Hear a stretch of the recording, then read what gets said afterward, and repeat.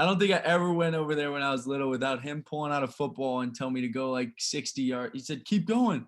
Dude, I'm like 60 yards away. Have you seen my arm? Yeah, I have. I was like, yeah, Oh, it's that's over awesome. yesterday, man. You skipped it to me. Fuck.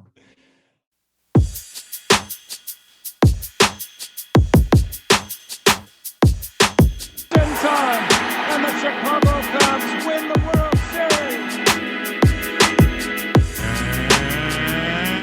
And now, the starting lineup for your Chicago Bulls. The 40, the 30, the 20, the 10, and for the touchdown.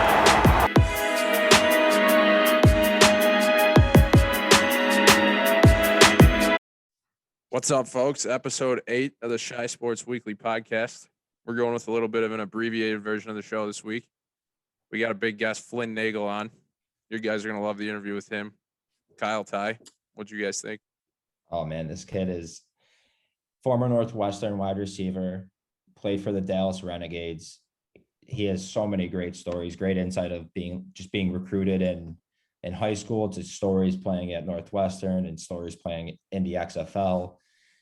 Plus, just him being an absolute Guy's just electric. If I could put one word to it, it's electric. I was going to say he's a lunatic, but a lunatic in the best way possible. If I had one thing to say about it, it would just be Ernie B, mostly. Ernie B. Ernie fucking B. Yeah, so we had a good interview with Flynn. So, yeah, we're going to keep it at that this week, and we'll be back next week with the usual show. Probably got a couple more. Preview. Yeah, a little draft preview for the Bears. That's what, next Thursday, right? Stop Bears. Stop Bears. Yep. Stop Bears. So, yeah, we'll kick it over to Flynn for now, and hope you guys enjoy. So, without further ado, Flynn Nagel. Let's welcome a big guest on the show, Flynn Nagel. Flynn, how you doing, man? Doing great, boys. How we doing? Good. We're glad to have you. Happy to be here. Let's get it rolling. Yeah, let's get it going. So Flynn's a former Northwestern Wildcat and Dallas Renegade. He his senior year at Northwestern. Jesus Christ, look at these fucking numbers. 68 receptions, 780 yards. You were absolutely killing it your senior year. Appreciate it, man. That game against Nebraska specifically was wild. It looks like 12 catches, 220 yards, 2 tutties. Yeah, that was a fun one. That was definitely my best performing game at Northwestern in college. So that one was a blast, and it was like a come from behind win. So that made it all the sweeter. Yeah. Plus it was a home game too.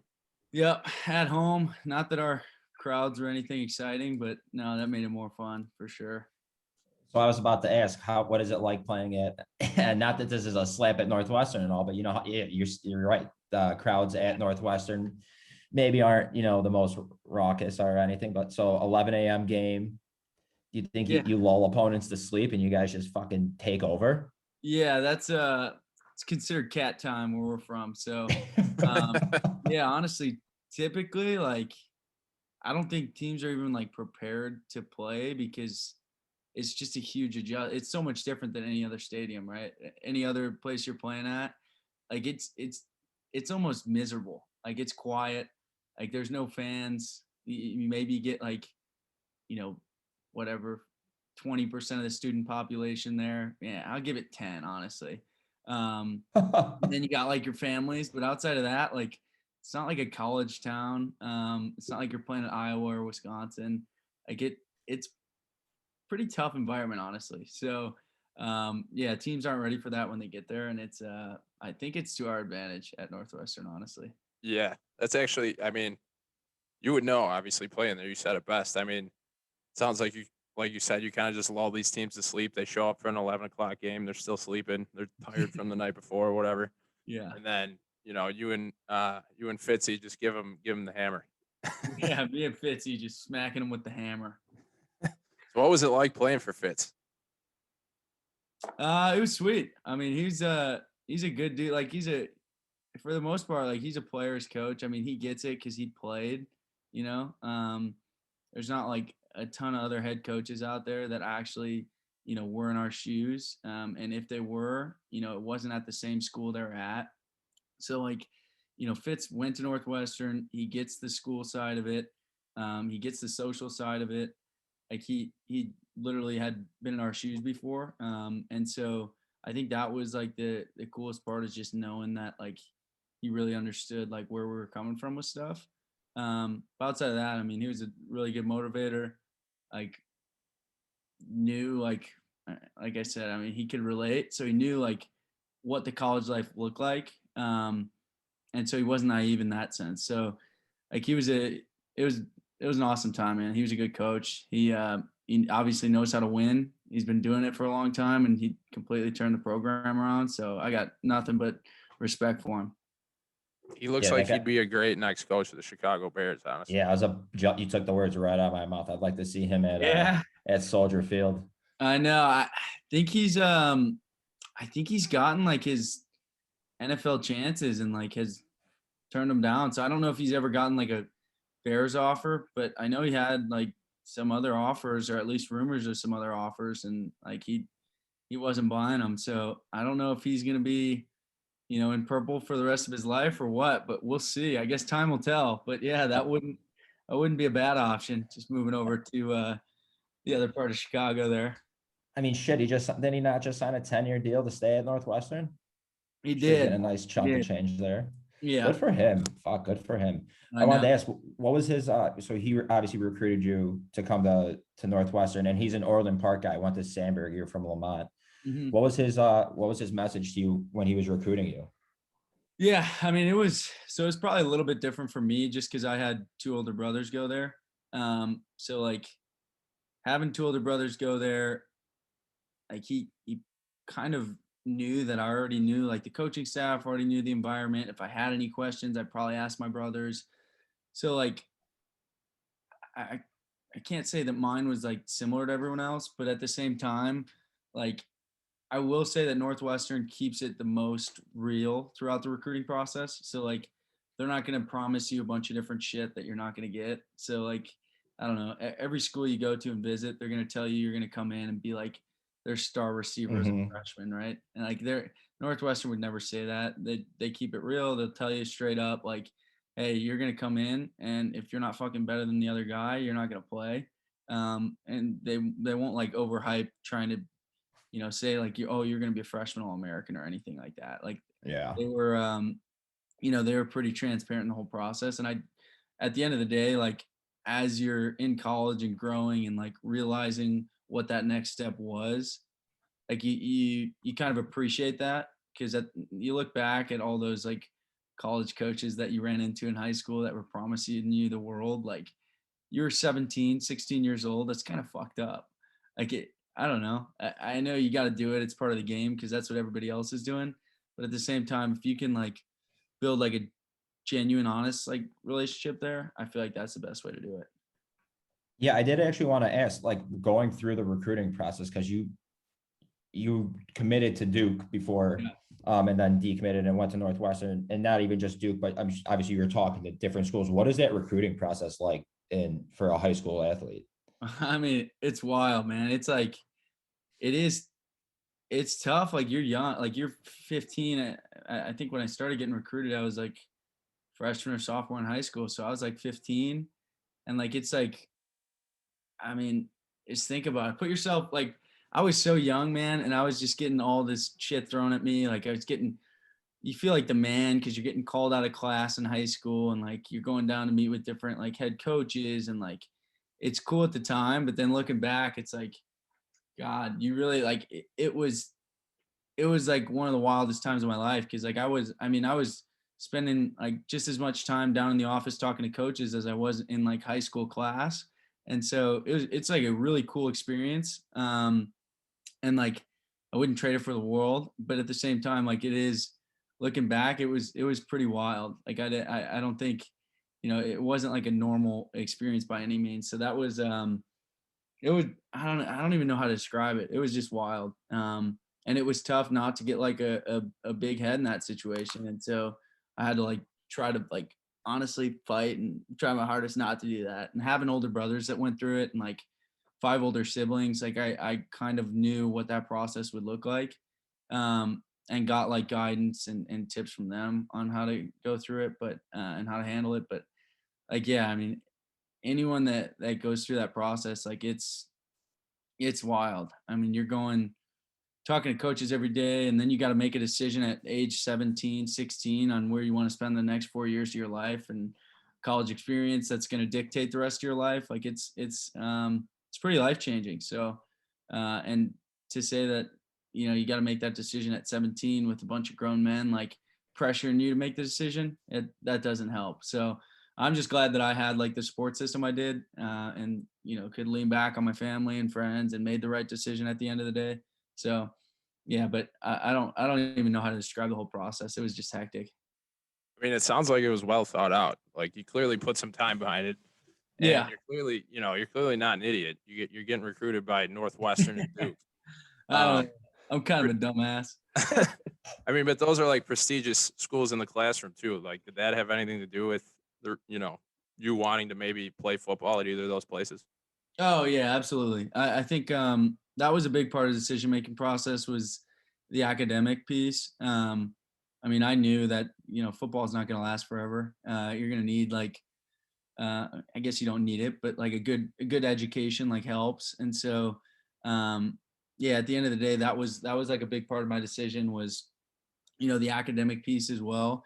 And probably why I filtered out a lot of the other schools that I had offers from was just because like Duke, Northwestern, some of those other schools I was getting recruited by were really prestigious academic schools. And so I just felt like at the end of the day, you know, football didn't end up working out. You know, you're one injury away from being done. So like, I felt like the academic piece was a lot more prevalent than that football piece. And luckily I was able to get like a good combination of both. So yeah, I did definitely think it out. And I think, had talked to the right people about it too.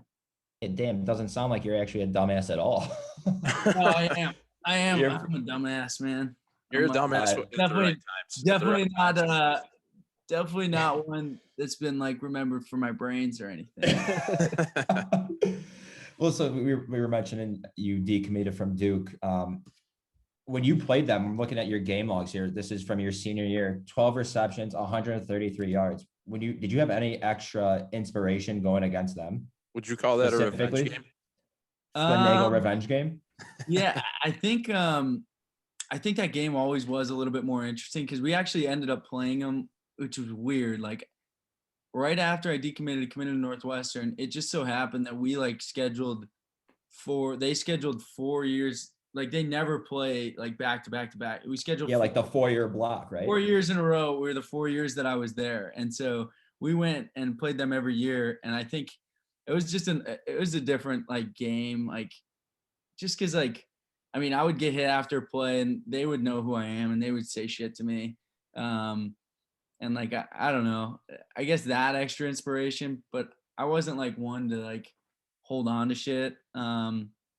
But other players were definitely, because I had went on visits with guys and like guys that I was planning on playing there with, I was playing against now. And so that was always interesting, just getting those looks. Like, I mean, some guys would just like give you that look, like they kind of know. And yeah, I always did take that game a little bit more seriously in the back of my head just because of that aspect. But yeah, that senior year was definitely fun. Sucked that they beat us. But yeah, it was good to have like a nice game at receiver against them. And then I think some of the other years did have like decent games as well.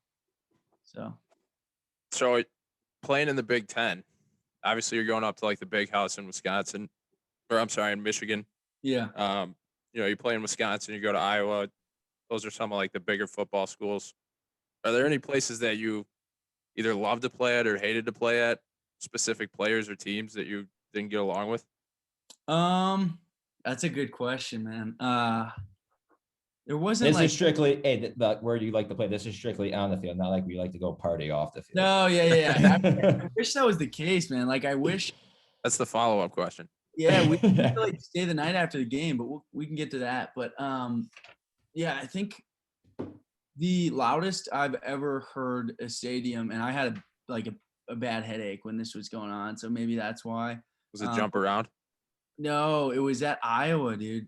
I don't know. Mhm. It's like the fans are so damn close to you, like on the away sideline where we were at, like you're literally like the fans are touching you, like they're right there. And so you're sitting on the bench and they're like in your ear. You're trying to get coached up, and those people are like right behind you, just heckling you, saying a bunch of stupid shit. And they're from Iowa, like they got nothing better to do. And so you turn around, and you're like looking at some of these people, like, what the hell, man? I never Like what? Like who the uglier fuck are creature in my you? life. And you gotta like, I don't know, man. Like you just gotta try to like tone that out and just listen to coaches, and it's tough. But at the same time, like we got into a pretty close game. I think it was my sophomore year when it like erupted. There were a couple like questionable calls, and the place just went like wild, and they started throwing like full water bottles, full like Gatorade bottles. I think Coach Fitz got smoked in the head with one of them.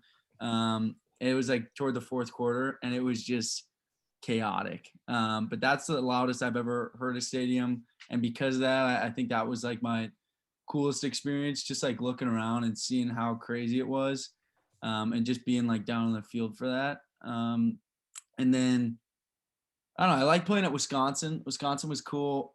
Ohio State was cool. I actually never got to play at Michigan. I think we played there my freshman year, and I got hurt before we played there.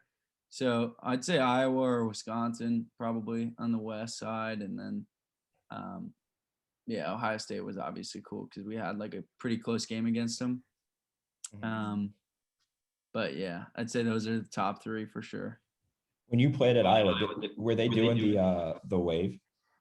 Yeah, they did do that. Yeah, that I think that started that year. I think it was my sophomore year because we got like coached up on it before the game. That was awesome. That was really cool. They wave at the Children's Hospital, right? Yeah, it was sweet. That's a good tradition they got, man. Yeah, I like that. Yeah. How cool is it to score a touchdown? How cool is it? I don't know. Cool is it? It depends on like the touchdown, I guess. I mean, it's sweet. It's a good feeling. Like it's sweet. I didn't have it. Like I wish I had it a lot more than I did. I wasn't like huge touchdown guy. I was more like a, Move the sticks. Possession receiver. Possession receiver in a way. Like I feel like I was always getting the ball on third and fourth down. You're a rich man's Austin Carr. He looks more like a Wes Welker. Yeah, I'd say more West than AC, but no, AC's an awesome guy. But yeah, I wish I scored more, but it's surreal feeling. Like it's cool. Like you're looking up and seeing, if you're at an away game and you look up and see everybody sit down and it's quiet, that's a cool feeling. And then if you're at home, sort of getting loud a little bit, as loud as it can, like that's pretty cool as well. So yeah, I don't know. It's pretty cool. Like it's not anything to are you like a hand the ball to the ref guy, or do you got like Oh no, I wish I had something, man. I can't dance. I really can't dance for shit. You should try to see me dance. I'm fucking stiff and it's ugly.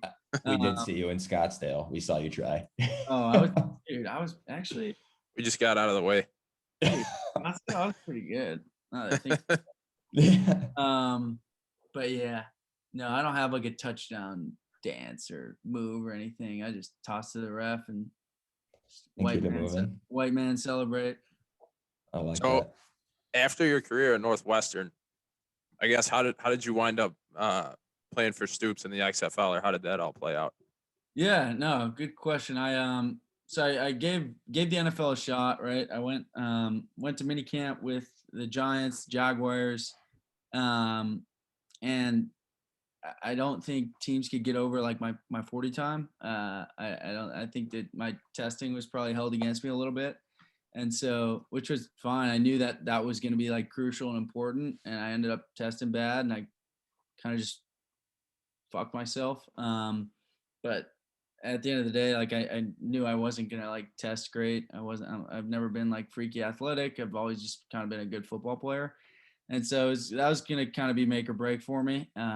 unfortunate it was a break because I was like coming out. I was getting word back and feedback that I might be, drafted late rounds. And if not, then be an undrafted free agent, get signed, go to camp, and do it the hard way and grind my way into like a 53 man, maybe be the 52nd, 53rd guy, right? And then once I tested bad, I wasn't really hearing from teams. And then got the mini camp invites and didn't end up sticking on a team. Ended up having some workouts after that. Never ended up making a team. So then the XFL rolled around, and Gardner Minshew actually he called. He had a connection with our OC of the Renegades. His name is Hal Mummy. He like started the air raid offense. So he was tight with Mike Leach. What a football name right there. Yeah, Hal Mummy. Right? So he was tight with Mike Leach because they like created the air raid, or Hal Mummy. Leach coached under Mummy or whatever. So Leach was Gardner Minshew's coach in college at Washington State. So Hal Mummy had some connection to Gardner Minshew. He told me that Gardner Minshew called him and he was like, "Hey man, we had somebody in camp with the Jaguars that I thought should stay," and he ended up, not making it. Balled out. He's a good player. I think he's still trying to play. You should see if he's trying to play in the XFL. You should grab him. And so it wasn't really Stoops. It was Hal Mummy, and then they picked me up like late in the XFL, and another coach that I guess coached at TCU when I was in high school recruited me, and he stood on the table for me as well there when the draft came around. So then got picked up, went there, and then just kind of grinded it out. Like I was one of the last receivers picked, and ended up being like our leading receiver within the receiver room. So like it was cool. Playing for Stoops. I don't know if that was going to be the next question. Did you ask what playing for Stoops is like? Yeah. I mean, that we were going to ask that eventually. Yeah. Bobby. Yeah. It was, I didn't know if that was like part of the question, but it was cool, man. Like he's a Northwestern guy. He knows where this is going. Yeah. Yeah. No, you just knew where the questions were going. Oh yeah. I'm always thinking, man. Very big, but yeah, no, he was sweet. Like he's a really, really genuine dude. Funny story. I'm actually I'm going down there to Oklahoma next month just to visit him and another coach, and I think might have like another player or two come down. So it'll be a nice little reunion because he was an awesome dude. Like for how big time he is, how many people like look up to that guy and respect him. Like he was the most genuine, humble dude for being in that position. That like I was blown away by it. Like really laid back, like super chill. Just a football guy. Not somebody that's gonna like scream in your face. Just coach the way you should coach. I know there's different coaching styles, I guess, but that's a whole nother discussion. But he's an awesome dude, and I'm gonna go see him in a month. That's how much I like him. So, how would you compare his coaching style to Fitz's? Yeah, he's a lot more laid back. He's like completely different, honestly. Way more. Fitz kind of seems like he'd be like a drill sergeant. Who's that? Fitz. Yeah, Fitz. He is a little bit like he's got a lot more like his pregame speeches were pretty like intense, pretty wild. Like he's more of a motivator, get you going. Stoops is more like if he's gonna coach you up, he's gonna pull you aside, talk to you one-on-one. He's not gonna go give a speech at the beginning of a game and start screaming and spitting everywhere. Like he's pretty with his visor on. What? Yeah, he's doing that with that goddamn visor on. But then when he pulls you to the side, you're probably like, "Oh fuck." Yeah, like, I know. But no, they're completely different. Just because I think their personalities are much different. One's more laid back. One's more of like a, not rah-rah, but like a, get the team going and juiced up. But yeah, I'd say they're honestly quite opposite. different but In terms effective. of knowing football, like it both obviously know football real well. It plays, yeah. I mean, you get Fitz. He's got the neck roll when he was a linebacker, and Bob Right. Stoops is wearing a visor on the sideline. I guess I could have guessed that answer just showing by looking at those two pictures. Yeah. No, I know. When you played with the Renegades, was there anybody? Who was your quarterback? Landry Jones. Really? And he was And he. With, Shout out Steelers, baby. I Yeah, was about to say he was with the Steelers. yeah, he's with the Steelers for like 4 years, I think. And then the other quarterback was Phil Nelson. They kind of, I think Landry was hurt for a little bit. Phil played probably half the games. Landry played half the games.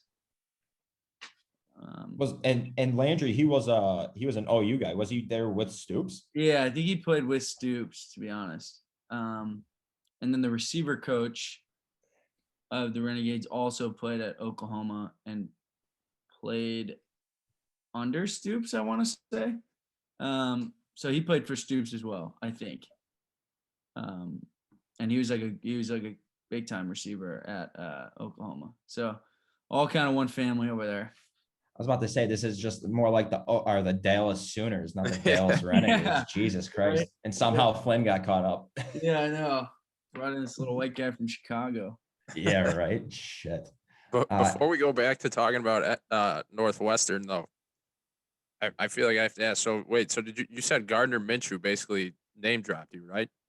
Yeah. He hooked me Are you up. guys still in touch at all, or like did you reach out to him and like thank him or anything like that? I did. I reached out. I thanked him. The last time I talked to him was probably like 2 weeks ago, and it was just trying to see when he's gonna make it up to Chicago.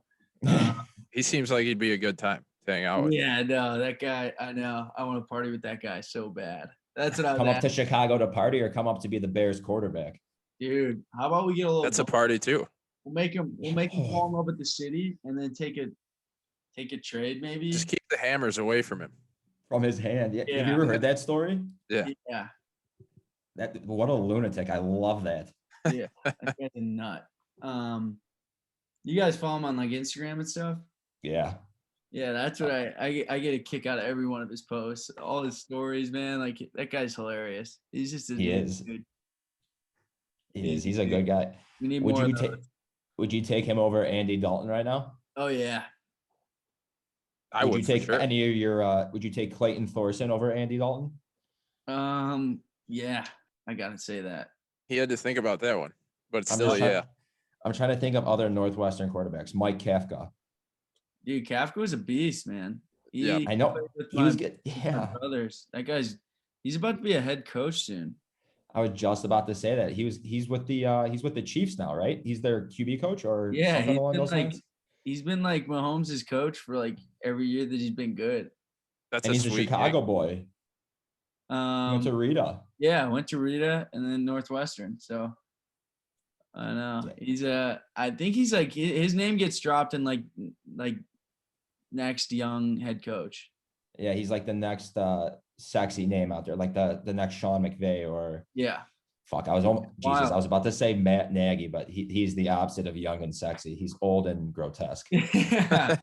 No, I know. Fuck that guy. It's crazy. I don't know because he was like a GA my sophomore year at Northwestern. He was the receiver GA. He was like my receiver coach basically with the other coach, and then stayed for a year. I think went straight to the Chiefs. Man, Damn it. That's wild. It is. I know. Good so- for him. He's an awesome guy. So we're gonna do we have this segment now. It's a couple fan questions that were submitted for you. So Uh-oh. you believe it or not, you have some Northwestern fans out there. No. Yeah. Oh You yeah. got Jack Vallone posting every question. That's what we got. Is that what we got in there? why do I feel like he hit that on the nose? We got some Valloner questions. Yes, these are damn, you are actually pretty smart. If you can't answer this one, we completely understand. Who had the biggest hog in the locker room? Austin Carr. No. Ernie B. That's all I'll say. That's all. Ernie B. Ernie B. That's all I could say. Perfect. We love that. We don't want any more information than that. Ernie B. Ernie B. If you're out there, you know. So you're one of 5 brothers, 6 kids, obviously A, B, C, D, E, F in your family. Yep. If you had to fight 3 of your brothers with one on your team, who would you fight, or who would you want by your side, and which brother is the biggest pussy? Again, this is directly from Jack Malone, so this is not from us. This is I like how tough. it started with we have some fan questions for you, and now it's just one after another from Jack. Yeah, this is tough, man. Like, if I was to pick one brother to fight with, I No matter what you say, you're going to piss off the others, and then there's going to be a real fight about it. yeah. So, and if we're getting serious with it, I think I'm taking Connor just because he's fucking crazy. And when Connor goes crazy, you don't know what's gonna happen, and I want him on my team. The other ones, I have to pick out the biggest pussy. Wait, so you're saying Connor's crazier than Derek? Yeah, Connor's fucking nuts, man. Okay. I got Connor on my team just because, like, you never know what's gonna happen, man. I need the crazy guy on my team. He's a wild one. And I'm kind of the same way, so maybe we'd make a good pair there. But then biggest pussy, that's tough. I can't really say I've ever like seen any of them fight or anything. So I can't imagine any of them would be pussies. They all played college football, or at least 3 of the 4, right? Yeah, I guess I'll just go based off like just knowledge that I know, just being like a pussy, not like in terms of fighting, but I'll go with Brett.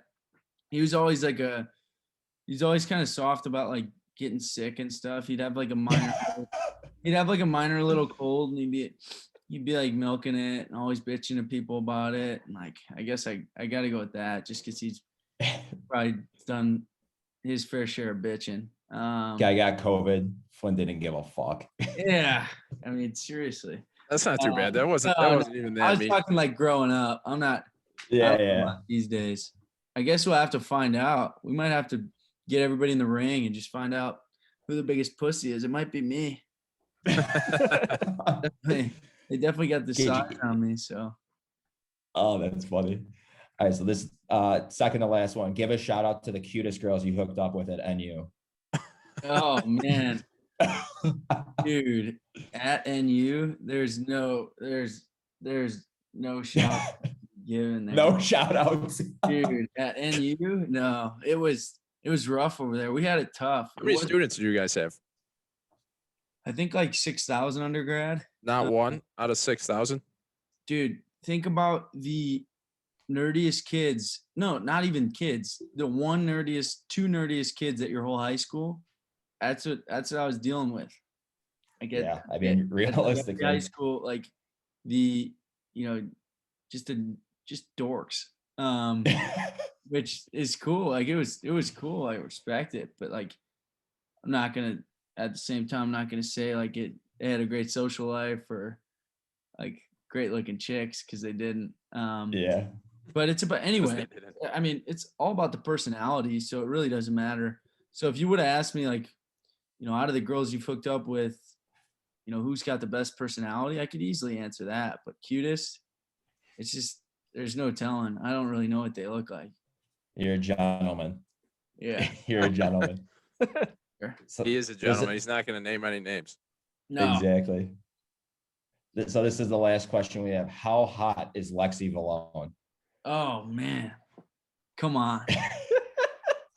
Just when we thought he was a gentleman. Plus my guy Pete. I went to high school. I actually grew up wrestling with her current boyfriend, Peter. And man, what I would do to trade places, Pete. What I would do. No. If I'm rating her, is this for Valone? Yeah. Yeah, I'll give her a 9.5, just under Kim Valone's 10. Oh, Kim, she is not ugly. Is that his mom? That's her girl, Yes. Kim. Yeah. And you know what? I'll go 10.5 here for one guy. That's Gary Valone. Oh, yeah. You want to talk about a guy who's just an absolute man rocket? Jack's dad is a fucking pistol. Yup. Great looking dude. Gary, huge hog. He's gonna be hilarious when Jack's what you listening to said? this, and then the final 4 minutes is just talking about him and his family. I saw his dad at the Questions. core one time lifting in a Sammy Sosa jersey. Uwe Malone's Wow, dad? that's incredible. Gary, yeah, this That was a sounds couple like years ago. Gary. This guy's definitely a 10.5. Great head of hair. I don't think I ever went over there when I was little without him pulling out a football and telling me to go like 60 yards. He said, keep going. Dude, I'm like 60 yards away. Have you seen my arm? Yeah, I Multiple have. I was like, yeah, Oh, it's that's over awesome. yesterday, man. You skipped it to me. Fuck. Well, Flynn, thanks so much for coming on, man. You're gonna have to come on again. We got kind of like halfway down the list of these questions here, but You got some thanks more? so My much for bad. I coming on. jumped on late. No, you're No, good. no Trust worries. me, you're good. Well, you're a recurring guest now. You have to come on. You're a Whenever we recurring want you to guest, come friend on. of the program, Flynn Nagel. All right, I'll be Flynn back Nagel. on, boys. Appreciate you having me. All right, thanks, man. Thanks, All right. man. Appreciate it. Thanks, brother.